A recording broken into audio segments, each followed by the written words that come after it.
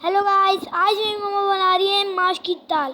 चलें चलते हैं रेसिपी की तरफ। औज़ुबिल्लाहिमिनश्शैतानिर्रजीम बिस्मिल्लाहिर्रहमानिर्रहीम। अस्सलाम वालेकुम गाइस, कैसे हैं आप सभी लोग? ठीक हैं।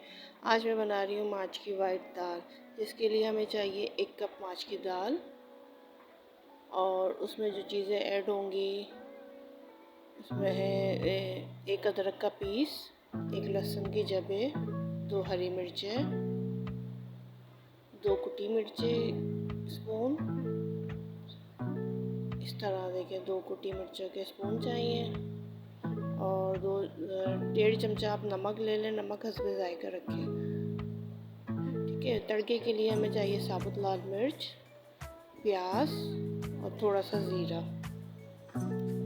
अब इसमें मैंने दाल डाल के, पानी डाल के, इसमें लहसुन अदरक और कुटी लाल मिर्च नमक डाल के इसको पकाने के लिए रख दिया है।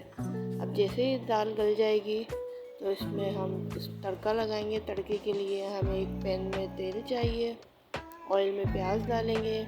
प्याज फ्राई होने के बाद इसमें थोड़ा ज़ीरा डाल के और इसका तड़का लगाएंगे साबुत लाल मिर्चों के साथ। ये देखें गाइस, दाल बिल्कुल रेडी हो चुकी है। बहुत ही टेस्टी बनती है, ज़रूर ट्राई कीजिएगा।